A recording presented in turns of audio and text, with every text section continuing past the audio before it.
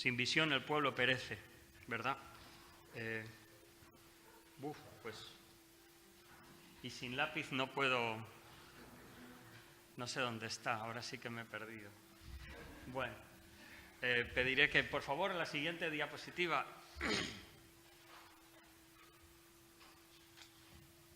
Yo siempre digo que estoy volviendo, porque es algo que tengo muy presente todavía y hace casi 4 años que viajé. Hay un momento de adaptación, o sea, yo me traje de la India toda la energía, mucha sonrisa, una gran paz. Y es que no te lo sacas de la cabeza. O sea, yo desde que he ido no hay día que no me acuerde de la gente de allí, de los sentimientos que tenía. Tengo a la vuelta una imagen mucho más real del mundo en general. Y desde luego no vuelves a ver igual algunas cosas de tu día a día, ¿no?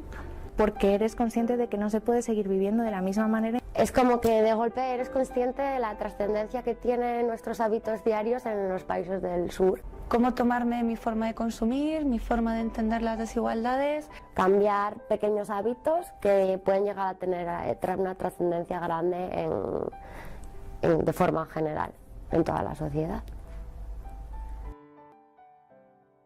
Bien, este pequeño vídeo lo que nos muestra es el impacto que tiene el ir a un país del tercer mundo y ver una sociedad totalmente diferente, con muchas más carencias, pero quizás esas carencias no les han privado de desarrollar algunas virtudes importantes.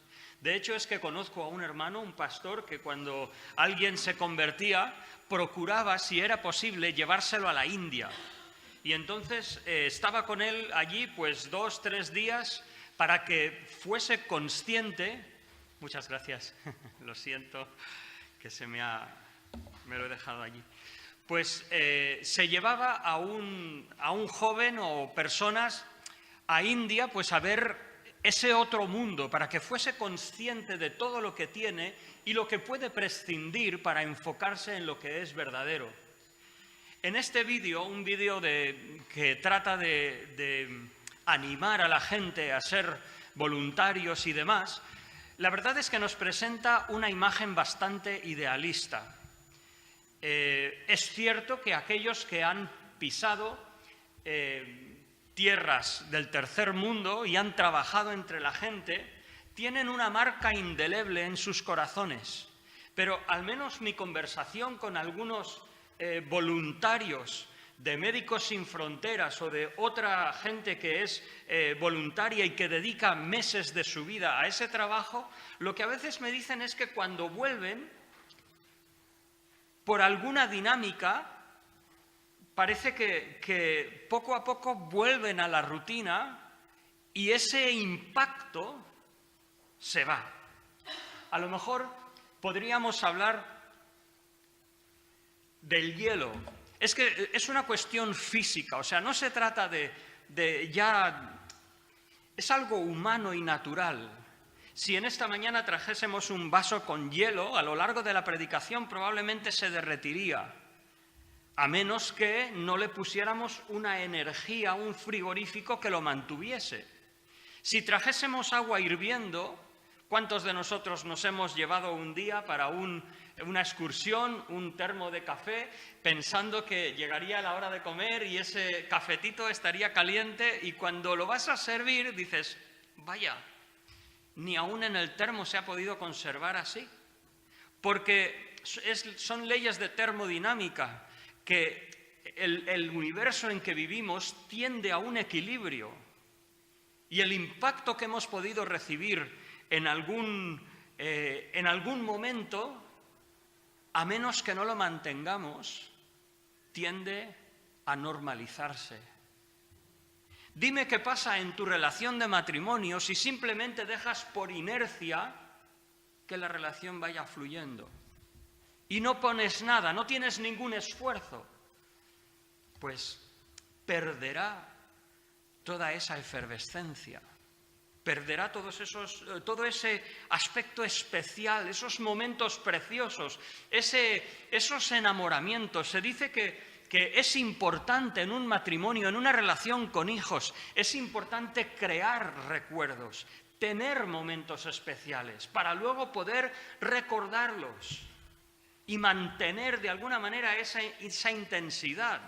O sea, es una energía necesaria porque tendemos a perder la energía. Ahora, ¿cómo sucede con tu vida cristiana? Con tu fe en Dios. Estoy seguro que todos los que estáis aquí en esta mañana habéis tenido momentos especiales en vuestras vidas. Igual que yo, podemos recordar algún momento de joven, de mayor. Puede ser que sea un momento porque había mucha gente, puede ser porque sea muy especial, puede ser porque estabas pasando por un momento de tribulación y Dios te socorrió de una manera que casi dirías milagrosa. Puede ser por lo que tú quieras. Recuerdo en una de las iglesias donde hemos servido, un joven que estaba no en el mejor de los escenarios con una chica que no era creyente.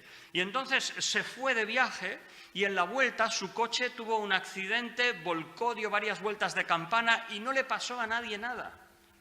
Y volvió profundamente tocado. Pero tristemente, ese impacto es como una piedra cuando tiras en el lago y las primeras ondas son fuertes, pero luego poco a poco se va normalizando. Pues bien, de verdad, a veces nosotros como creyentes hacemos bien en enfocar nuestras vidas en el Señor. ¿No dice Hebreos 12? Puestos los ojos en Jesús, autor y consumador de la fe. Pero dejadme deciros que hay versículos que son centralmente para nosotros. Y hoy vamos a tratar uno de ellos. Romanos capítulo 6, comenzando desde el versículo 1 hasta el 4. Hasta aquí el apóstol Pablo nos ha expresado, por una parte, la profundidad de la caída humana, la profundidad de nuestra necesidad delante de Dios, ese estado y condición de muerte y de total incapacidad de poder nosotros levantarnos de nuestra condición. Y al mismo tiempo lo que ha presentado es esa gracia de Dios, esa obra de Jesucristo, que Dios pone a disposición de todas las personas. Como dice Juan, para que todo aquel que en Él cree, todo aquel que abraza la cruz, que no se pierda no solamente en la eternidad, sino que no pierda su existencia, su alma desde ahora y para siempre, sino que tenga desde ahora vida eterna. Ahora, Romanos 6, versículos del 1 al 4, y recordemos, aquí Pablo, después de considerar nuestra necesidad y la provisión de Dios, se dirige directamente a nosotros y nos plantea una pregunta retórica que difícilmente se puede hacer con más contundencia, con más vehemencia. Esto es una sacudida de solapa. Cuando el apóstol Pablo dice, ¿qué pues diremos? ¿Perseveraremos en el pecado para que la gracia abunde? De ninguna manera, porque los que hemos muerto al pecado, ¿cómo viviremos aún en él? ¿O no sabéis que todos los que hemos sido bautizados en Cristo Jesús, hemos sido bautizados en su muerte? Porque somos sepultados juntamente con él para muerte por el bautismo, a fin de que como Cristo resucitó de los muertos por la gloria del Padre, así también nosotros andemos en vida nueva. Ya el apóstol nos había dicho en pasajes anteriores cómo las personas que no desean cambiar buscan argumentos a veces hasta ilógicos para mantenerse en su situación. Dice, oye, por ejemplo, dice, lo que siempre... ¿No has oído nunca en la calle, oye, pues si los cristianos son así, ¿para qué quiero seguir a Dios? Romanos capítulo 3. Pablo dice, si el pueblo de Israel fue infiel, ¿eso hace infiel a Dios? De ninguna manera. Otro argumento, igualmente, Romanos capítulo 3, dice el apóstol Pablo, dice, pues entonces habrá quien diga, hagamos males para que nos vengan bienes. O sea, si nosotros haciendo mal, Dios nos responde enviando a su Hijo y muriendo por nosotros, pues hagamos más mal para que nos vengan bienes. Y dice Pablo, la condena de los cuales es justa. Porque son argumentos que no tienen ni pies ni cabeza, pero de alguna manera nuestra naturaleza así se apega a ellos. Hermanos, es lo mismo cuando decimos, es que yo soy así. Es lo mismo. O es cuando decimos, no, es que es inútil. ¿Es inútil? Enfrente de la cruz no. No leemos, no enseñamos a nuestros hijos, no hay nada imposible para Dios. Lo que para los hombres es imposible, para Dios es posible. Todo lo puedo en Cristo que me fortalece. Así pues, el apóstol Pablo se dirige por si acaso hay alguien que piensa que la gracia de Dios, ese don inefable, inmerecido de Dios para salvarnos, si alguien piensa que eso va a conducir a la pasividad, de ninguna manera. Aquellas personas de la religión popular de nuestro país y de tantos otros que dicen, pues si la salvación es por la fe, pues ya ves, tú haces lo que quieres y crees y ya está. Perdona, no has leído Romanos. ¿Qué lees en la Escritura? Es por la fe. Pablo lo ratifica, lo machaca con ejemplos de David, de Abraham. Dice, concluimos pues que el hombre es justificado por la fe y no por las obras de la ley. O sea, más claro es imposible. Por si acaso no fuera suficiente, la epístola a los Gálatas, escrita antes que esta, por cierto, lo ratifica de igual manera. Pero eso no quiere decir que cuando creemos en el Señor, pues ya está, ya hemos llegado. Nos perseveraremos en el pecado para que la gracia abunde. Me gustaría meditar tres cosas. En primer lugar, me gustaría preguntarnos qué es el pecado.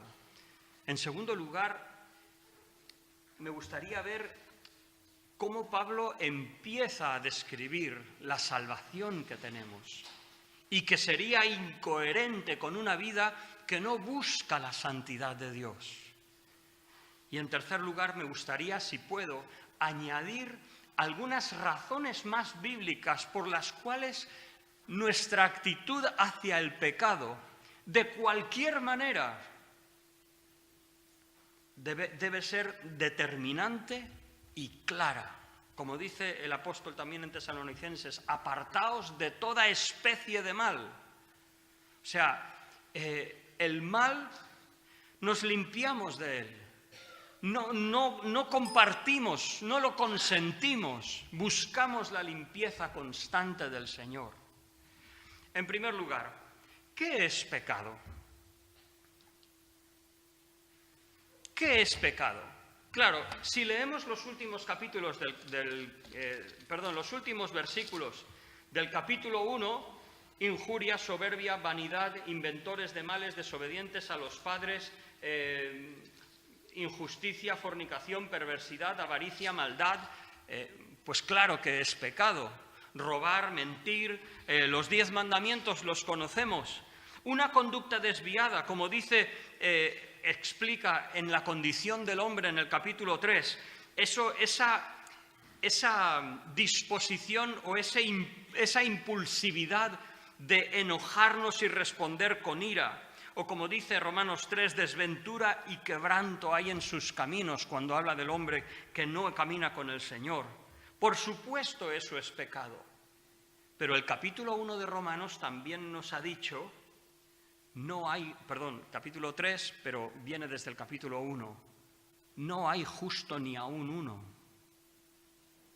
El pecado también es la ausencia de virtud, la falta de justicia, la falta de buscar a Dios, la independencia de Dios. la falta, la carencia de una integridad y una excelencia moral, la disposición a veces a escoger lo malo. ¿No dicen nuestros refranes, piensa mal y acertarás? Esa es la naturaleza humana.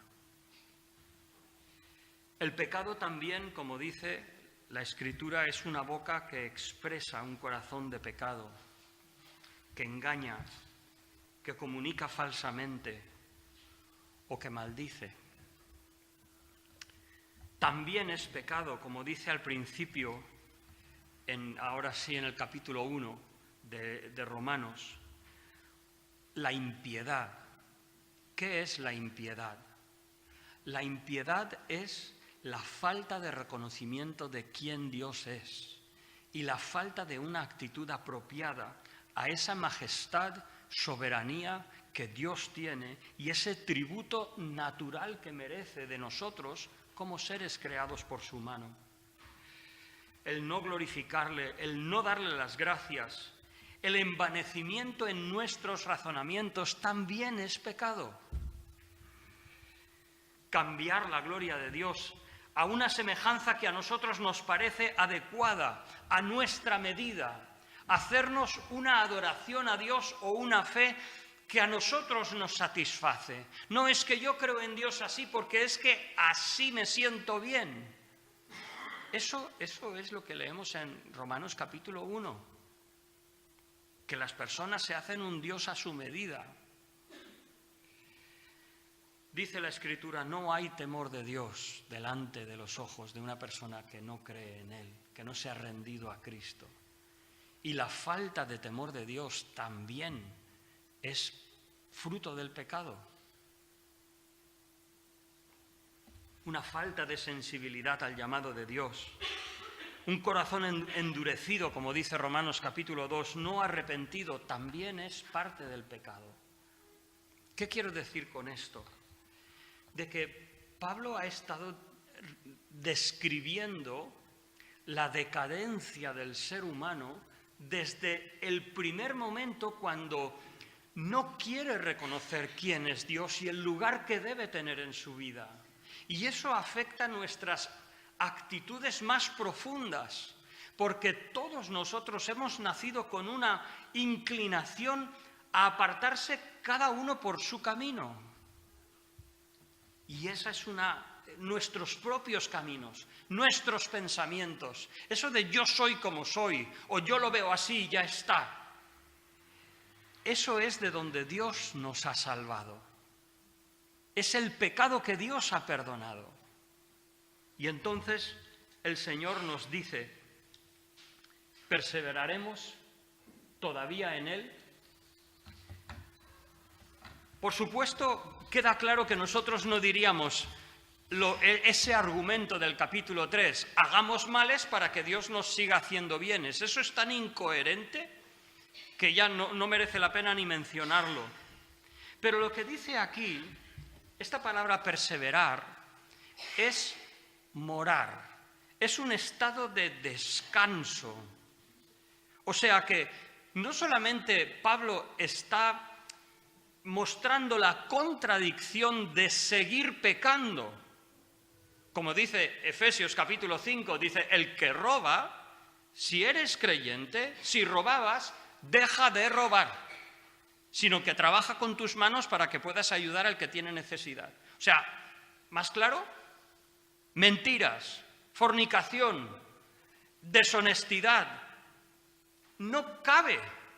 O sea, no cabe. Tenemos que apartarnos de eso. Ofensas, rencores, rencillas, contiendas. Si tú eres creyente, no puedes continuar en esas acciones. Eso queda claro. Pero tampoco podemos permanecer en una pasividad. No podemos decir, bueno, ¿qué se le va a hacer? No. Dice la Escritura, los que hemos muerto al pecado, si tú te has arrepentido de tus pecados y has abrazado la cruz, si no te has arrepentido de tus pecados, o sea, no has abrazado la cruz. No se puede abrazar la cruz sin arrepentimiento. O sea, tú tienes que tener una conciencia de por qué es la cruz. La cruz no es solamente una muestra de amor, no es solamente una muestra de obediencia del Hijo al Padre, no es solamente una exposición de hasta dónde Dios ama al mundo, que fíjate lo que sacrifica. La cruz es una expresión de nuestros pecados juzgados sobre Jesucristo. Y cuando tú te acercas al Señor, tienes que ver que Él está allí sufriendo lo que tú mereces y yo merezco. Y entonces abrazamos la cruz con arrepentimiento y es una forma de morir a nuestros pecados. Qué importante, hermano, de que entiendas que no solamente morimos a las mentiras, al orgullo, a la infidelidad, a la fornicación, a los fraudes, al robo, no solamente a eso, también a la pasividad frente a nuestros caminos, frente a nuestra tendencia al orgullo, nuestra tendencia al rencor, nuestra tendencia a romper relaciones, nuestro enfriamiento cuando alguien nos parece que nos ha ofendido. No. Perseveraremos en el pecado. Es como una barca que está plácidamente sin remar siquiera en el centro de un lago. Está bien. Diremos, mira, qué maravilloso es la gracia de Dios que me acepta tal como soy. Y me acepta con un amor tan grande que aquí me quedo y disfruto de que Dios me siga amando. Pues la palabra de Dios se vuelve a ti y te coge de las solapas y te dice, Manuel, vas a perseverar en esa actitud para que la gracia de Dios siga creciendo. De ninguna manera. Que esto no suceda, que no exista, como alguien tradujo una vez, fuera de la tierra con tal pensamiento. Es una pregunta que no deja ninguna opción. No hay manera concebible en que tú puedas entender un cristianismo que no tiene una actitud firme y clara contra el pecado. Y no solo contra el pecado de los demás, sino contra el tuyo, contra tus caminos. ¿Cuál es tu camino? ¿Lo sabes ya? A veces pienso que yo soy tan ciego a mis pecados. Me tengo que dar de narices contra una pared para darme cuenta que soy orgulloso o que tengo rencor hacia tal persona o que no estoy dispuesto a perdonar tal ofensa que me hicieron. Me tengo que dar de narices y hablarlo y después digo, pero Manuel, ¿no te avergüenzas? Entonces, ¿cómo andas? ¿Cómo andas, hermano? Ya no digo si a lo mejor yo recuerdo cuando no era creyente y madre mía, tenía una boca que en fin, sí, bueno, no daré ilustraciones, pero eso pasó, gracias a Dios no he tenido más problema con eso. Y en mi hogar, no sé si es que el Señor me vacunó de tal manera que de esto, pero en mi hogar hemos tenido otros problemas quizás peores, pero las palabras malsonantes no han estado en casa. Estaba dispuesto a lavarle con mistol la boca a mis hijos si hablaban según qué cosas. Pero bueno, aparte de eso, no tengo problema con ese pecado. ¿Pero qué pasa? ¿Que ya está? No, aquí no está hablando de acciones. No perseverarás en esas acciones, no, es en el pecado, es la raíz, es la inclinación en sí, es el fondo de tu naturaleza que necesita ser transformado a la imagen de Cristo. Nos explica la Escritura qué es la conversión y dice, ¿no sabéis que todos los que hemos sido bautizados en Cristo Jesús hemos sido bautizados en su muerte? En primer lugar, dejadme de explicaros o deciros o subrayar la importancia que para el Señor Jesucristo, para la Iglesia primitiva y para el apóstol Pablo aquí, tiene lo que es el bautismo. El bautismo no salva. En ninguna parte de la Escritura se declara que porque alguien sea metido en el agua, por eso sus pecados son perdonados. No, no, no, no, no. El perdón viene por la fe en Cristo, lo hemos visto. La justificación. Y por cierto, con perdón diré que la justificación no es solamente ser declarados justos, sino como dice 2 Corintios 5:21, somos hechos o constituidos justos delante del Señor. Ahora, eso es por la fe, pero la Escritura dice que, Marcos 16, lo estuvimos viendo ayer en el curso de Preparados para Servir, el que creyere y fuere bautizado será salvo. El que no creyere será condenado. El ladrón en la cruz creemos que fue salvo aunque no fue bautizado, a menos que no lloviera, y no parece. Pero el bautismo es importante. Y aquí es una figura de cómo el creyente ha sido identificado con Cristo. Este bautizados en Cristo, entiendo yo, que significa tanto ese bautismo público de expresión de fe, como también la inmersión del alma de esa persona en una forma figurativa en la persona de Cristo. O sea, por una parte, el bautismo, como dice Romanos capítulo 10, versículos 9 y 10, porque con el corazón se cree para justicia, pero con la boca se confiesa para salvación. Es importante dar testimonio de fe. Y en este caso, permitidme que quite otro trabajo a Miguel. Queremos comenzar estudios de bautismo. Si no estás bautizado en esta mañana, considera, bautizado me refiero que tú por tu fe en el Señor decides bautizarte. No si tus padres cuando eras pequeño y no tenías voluntad, pues te llevaron a bautismo y te hicieron una ceremonia religiosa. Eso no es magia, ninguna de las dos cosas, pero es un testimonio importante de que tú crees en el Señor. Y lo que dice es la veracidad o la calidad de tu fe. Entonces, dice la Escritura que nosotros al creer en el Señor, al declarar nuestra fe, al tomar ese paso por Cristo, dice que somos bautizados en Cristo Jesús, somos inmersos y somos inmersos en su muerte. Y dice, somos sepultados juntamente con Él para muerte por el bautismo, acabo de explicar eso, a fin de que como Cristo resucitó de los muertos por la gloria del Padre, así también nosotros andemos en novedad de vida.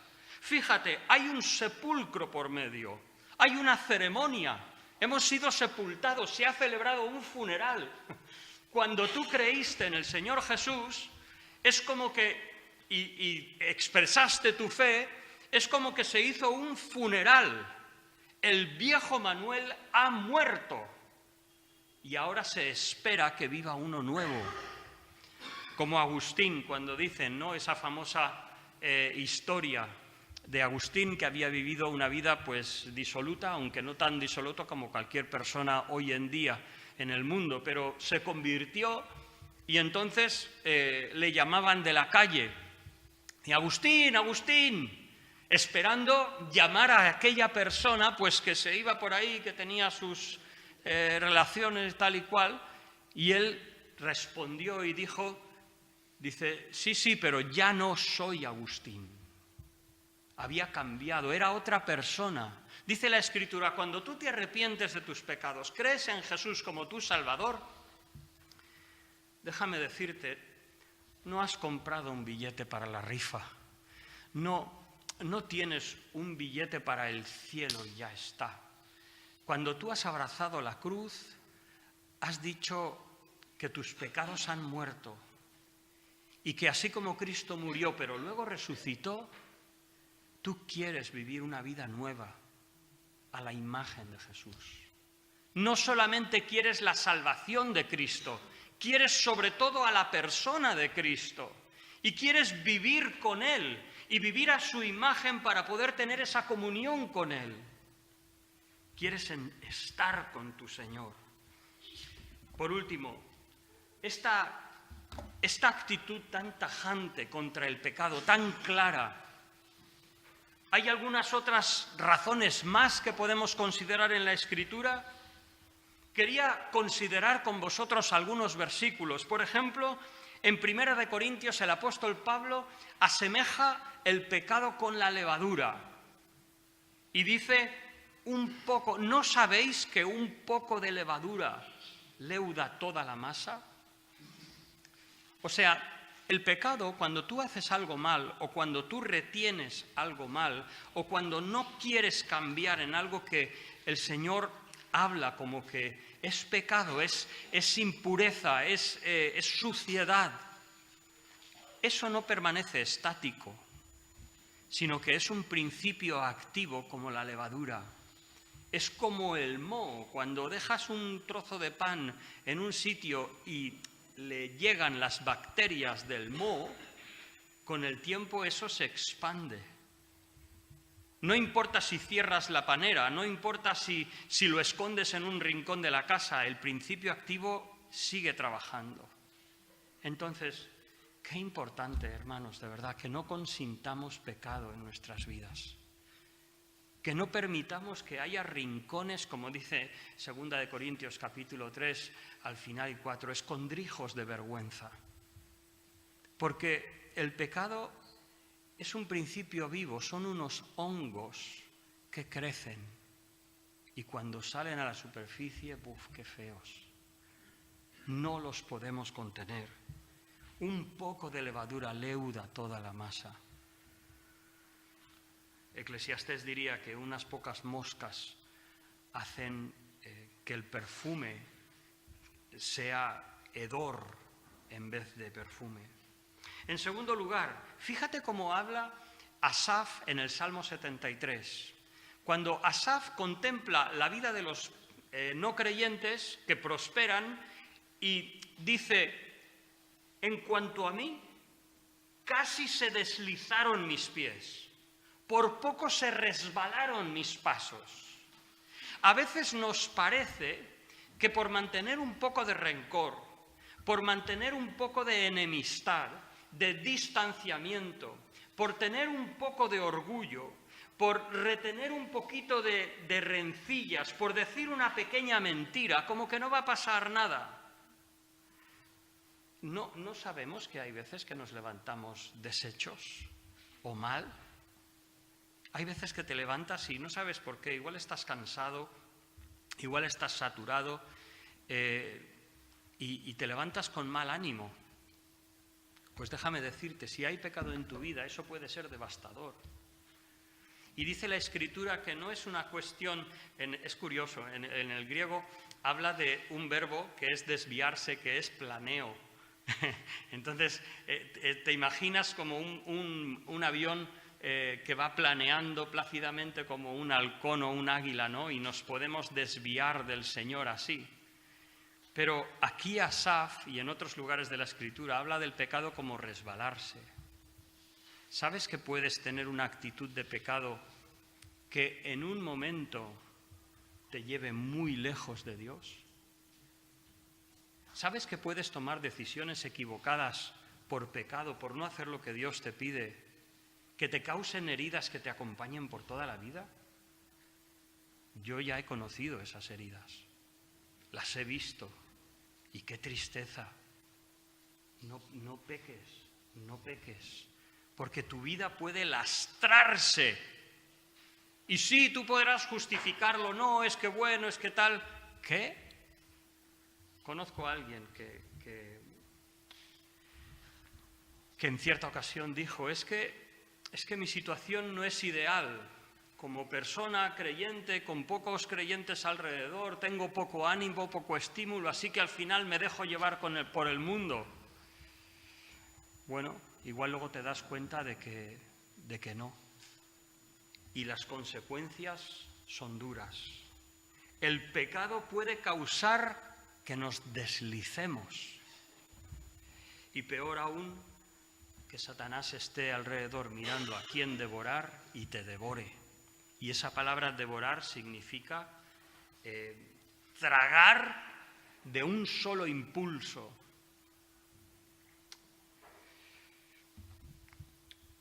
En tercer lugar, el pecado hace una separación entre Dios y nosotros. Nos separa de Dios. Vuelvo a decir, los rencores, las enemistades, la deshonestidad, nos aleja de Dios. No tenemos su comunión. Dice la Escritura, he aquí que no se ha acortado la mano de Dios para salvar. Dios está pronto a socorrer, a ayudar, a estar con nosotros. Pero, dice al su pueblo Israel, vuestras iniquidades han hecho división entre vosotros y vuestro Dios, y vuestros pecados han hecho que oculte de vosotros su rostro para no oíros. Hay veces que nosotros pasamos por el desierto de la tribulación, por la sequedad de que no vemos al Señor a nuestro lado. Asegúrate de que no sea por causa de pecado. No siempre es por causa de pecado, por supuesto que no, pero asegúrate de que tienes tu corazón en una dirección correcta. Dice también la Escritura, la voluntad de Dios es vuestra santificación, y dice que os apartéis de fornicación, que cada uno de vosotros sepa tener su propio cuerpo en santidad y honor, no en pasión desordenadas como los gentiles que no conocen a Dios. Y luego dice Pablo, el que desecha esto, no desecha a hombre, sino a Dios.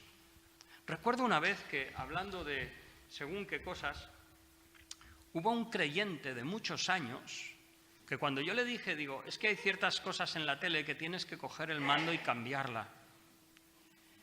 Y me dijo, dice, oye, ¿qué pasa? El cuerpo de la mujer es bonito, ¿no? Yo, ¿qué? ¿Qué? Quien desecha estas cosas no me desecha a mí, desecha al Señor. ¿Tengo que explicar a alguien cuando algo es indecente y no debemos ponerlo delante de nuestros ojos? Salmo 101, versículo 3, dice, no pondré delante de mis ojos cosa injusta. Entonces, un adulterio, una desvergüenza, quítalo, quítalo. No pasa nada, a veces salen, a veces tropiezas, como en el Antiguo Testamento, a veces se tropezaban con un cuerpo muerto. Vale, lávate, pero bueno, no has tenido tu parte, pero apártalo, porque si desechamos la santidad de Dios, desechamos a Dios mismo, no a los hombres. Y por último, una última razón, fíjate lo que dice el que escribe Hebreos. Seguid la paz con todos y la santidad, sin la cual nadie verá al Señor. Sin santidad nadie verá a Dios. O sea, dice, bueno, pero no dices que es por la fe, que yo no tengo que... Es cierto, pero si realmente eres un hijo de Dios, si realmente Dios ha derramado el Espíritu Santo en tu corazón, que clama a Dios, Abba, Padre, que busca esa relación con Dios, tú vas a salir de donde estás. Y si tú puedes permanecer en el pecado, cuestiónate tu conversión, cuestiónate tu fe, porque no podemos vivir en el pecado y en Dios al mismo tiempo. La santidad sin la cual nadie verá al Señor. Termino pensando en esto. ¿Sabéis cuántas horas tiene que practicar un acróbata para luego salir en el circo? Aunque sepa hacer un truco, o un músico, ¿cuántas horas tiene que tocar un músico para tocar el concierto número 2 de Rachmaninoff? Pues no se trata solamente de, no, yo ya me lo aprendí. No, porque tenderíamos otra vez a la pasividad, los músculos tienden, una vez oí de alguien que decía, si yo dejo de practicar un día, lo noto yo.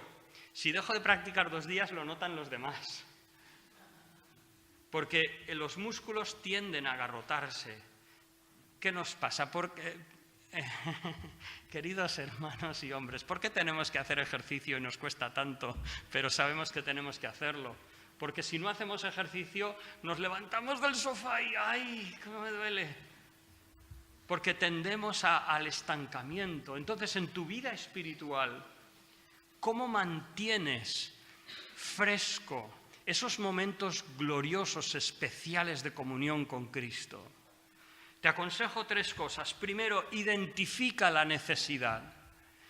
Gracias a Dios si te ha dado victorias, gracias a Dios si has crecido en Él, si has dejado pecados pasados, gloria a Dios por ello.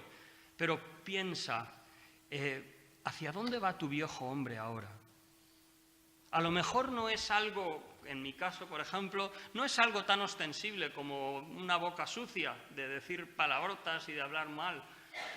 Es otra cuestión, es quizás ese distanciamiento, esa frialdad, ese rencor con personas que yo pienso que me han ofendido. Identifica la necesidad. Segundo, una práctica inteligente, fundada en las habilidades. Eso es para el músico, para los acróbatas y para nosotros también. Haz lo que sabes que es correcto. Si te cuesta hablar con alguien que te ha ofendido, esfuérzate, salúdale, pregúntale cómo está, obedece al Señor. Una vez una hermana me decía, dice, yo oro cuando lo siento y si no, pues no oro.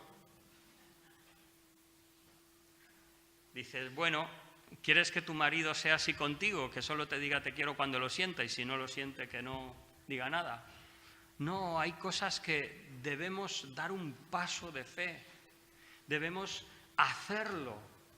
Esfuérzate, ten fe en que cuando vas a darle la mano, un abrazo a ese hermano que has tenido una dificultad con él, un malentendido, o como dice aún 1 Corintios 6, has sufrido un agravio, está bien, pero vuelve, reconcíliate con tu hermano y abrázale. Da ese paso de fe con la esperanza de que Dios ayudará a tu corazón para resolver eso y dejar ese resentimiento en el pasado. Y por último, una actitud positiva, una esperanza, una fe en el Señor. No dejes que entre en ti una depresión espiritual, un maniqueísmo, un cinismo que diga no. Todas las cosas salen mal. Tú ya sabes cómo es esta persona, ya sabes cómo lo es. Pues no. O bueno, sí, puedo saber cómo es, pero no tengo ni la menor idea de lo que Cristo puede hacer en su vida, igual que en la mía. Acabamos de cantar, ¿no? Creo en ti, Jesús, y lo que harás en mí. ¿Cuál es tu problema esta mañana? Déjame pedirte, ahora vamos a mirar la cena del Señor, pero déjame que ahora te ponga un espejo delante de ti y yo me lo pongo a mí. ¿Cuál es tu necesidad? ¿Qué cosa estorba tu comunión con el Señor?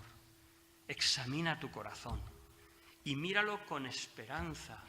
Aunque yo no tengo fuerzas, aunque esta situación parece insalvable, aunque lo he intentado otras veces, dificultades que a veces hay en un hogar, con los hijos, entre los cónyuges, por favor, mirar con esperanza, porque hay poder en la sangre de Cristo para cambiar.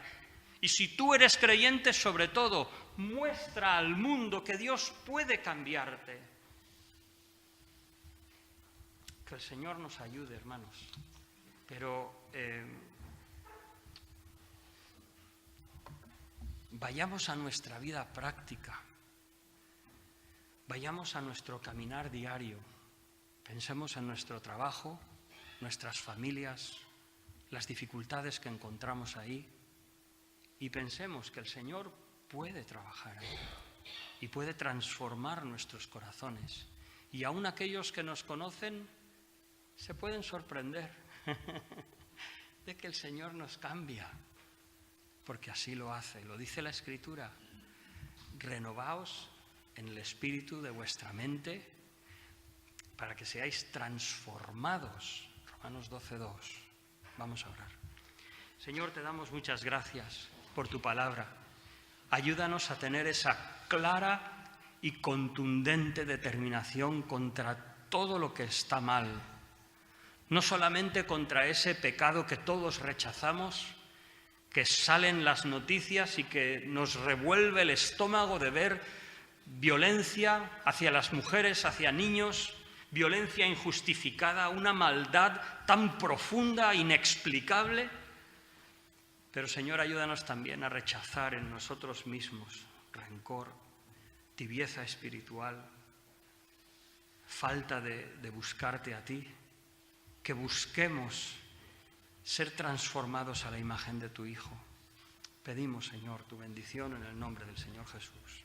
Amén.